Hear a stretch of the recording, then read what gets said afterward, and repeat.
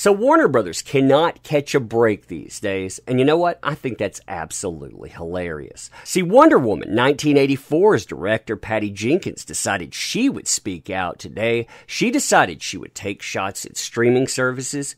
Now, hilariously, this has caused this topic to trend on social media, where people are starting to talk about products like, I don't know, Wonder Woman 1984. And the talk about that, well, let's just say it's not very good. Wonder Woman 1984 was one of the biggest disappointments in the DC universe, and that's led to even more discussions about Warner Brothers products, about the people working there, like Patty Jenkins and Christopher Nolan, two big gun directors that people seem to love to take shots at. Now, yeah, this stuff, it's doing damage. Maybe that's the point of it, too. You and I were going to talk about all of that today. Fun time watching Warner have problem after problem, isn't it? Ah, good times, huh? Good times indeed.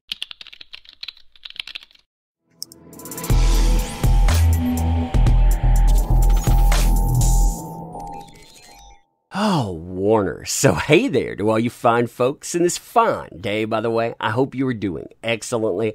One thing before we get started. We have a link at the top of the description. That's for our next comic book coming up soon. That's the sign up for it. Check that out. More at the end of the video. And thank you. Thank you as always. So when it comes to Warner Brothers and it comes to those streaming services that people like Patty Jenkins are bringing up here, yeah, many of them have been abject failures. They love to tell you that they're not, mind you. They love to tell you how good they're doing. But look at the headlines about this stuff. I mean, the numbers, they tell you everything you need to know.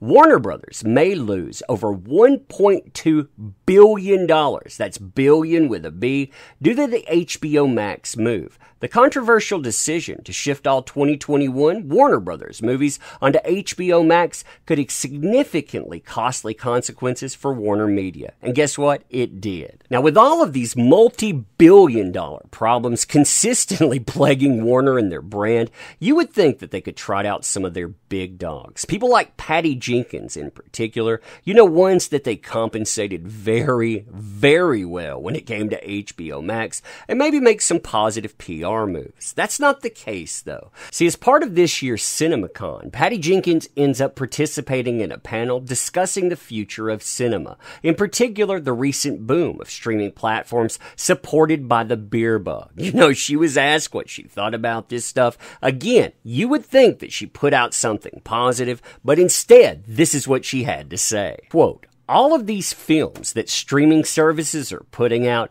I'm sorry, they look like fake movies to me." So she's not just going out and criticizing the quality of them, she's calling them fake movies. I don't hear about them. I don't read about them. It's not working as a model for establishing legendary greatness. So they're failing on every front. They don't advertise well. They don't put out good movies. They're not going to put out something that people actually remember. Now, this automatically brings up conversations and a lot of criticism about Wonder Woman 1984. It should too. That was not a good product. But here's the thing. I'm wondering if that was the point of doing something like this. I mean, Patty Jenkins has made it very clear that she has problems with Warner Brothers. Here's articles going back to January 2021 where she detailed, quote-unquote, internal wars at Warner Brothers over Wonder Woman and saying there was so much mistrust when it came to the company. In fact, here are some of the things that she had to say about Warner Brothers, and you tell me, would this not lead somebody to, I don't know, try to damage the brand? They wanted to hire me like a beard. They wanted me to walk around on set as a woman, but it was their story and their vision. And my ideas, they didn't even want to read my script. There was such mistrust of a different way of doing things and a different point of view. Even when I first joined Wonder Woman, it was like, yeah, but let's do it this other way. But I was like, women don't want to see that. Her being harsh and tough and cutting people's heads off. I'm a Wonder Woman fan, and that's not what we're looking for. Still, I could feel that shaky nervousness on their part of my point of view. Then she also added this. They were nervous that it wasn't viable. They were all freaked out by all the female superhero films that had failed, the smaller ones that had failed, and also Christopher Nolan was making the Dark Knight thing. So I think that they were just trying to figure out what they were going to do at DC at the time. Then she brings up the conflict, the creative issues, and more. During that period of time, there were so many scripts, I could see the writing on the wall. There was an internal war on every level about what Wonder Woman should be. And here's the thing. We know that Patty Jenkins wasn't happy about some of the things that went on with Wonder Woman 1984. She certainly wasn't happy about the move to HBO Max, despite being paid money hand over fist, and then to see it fail. When I say fail, too, we are talking about an abysmal fail.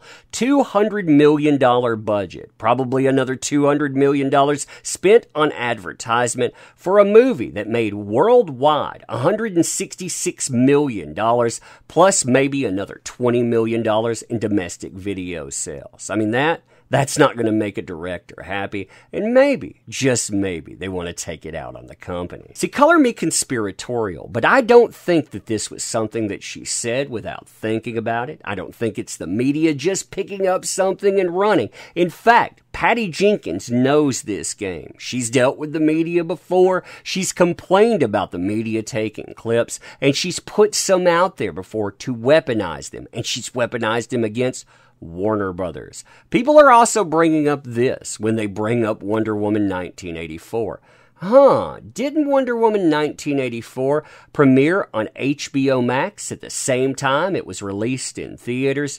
Yes, it did. It did indeed. In fact, I don't know, it looks like a shot at that movie too. In fact, this statement trending, it does damage to Warner Brothers, it does damage to Warner Brothers commodities, but more than that, it takes aim at a streaming service. Remember, that's what she was talking about. She was talking about streaming services. One that betrayed her had to give her quite a bit of money in the long run. And really, when you look at what she said about that movie and studio interference, maybe that gave her this too.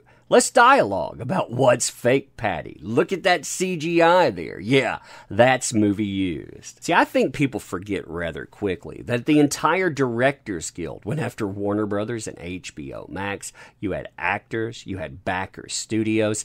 Everyone wanted them to fail. And just because money has exchanged hands, yeah, I don't think that's gone away. Regardless, though, Patty Jenkins did damage, damaging the Warner Brothers brand, and all I can say is bravo there. Bravo to Warner, bravo to Patty. Yeah, this trash fire just gets worse. But anyway, let me know what you think about this stuff. And as always, appreciate the heck out of you. You make this stuff work. That link, by the way, that is for our new comic book coming very soon. Check that out. That's a sign up. You get an exclusive thing with it. This is how we go out. We correct the mentality some of these places have had. They don't want to be professional. They don't want to put out good products. Fine. We'll pick up the ball. We'll run with it. And yeah, we want you to be there too. But anyway, thank you again. Appreciate you. Going to end here. Thanks.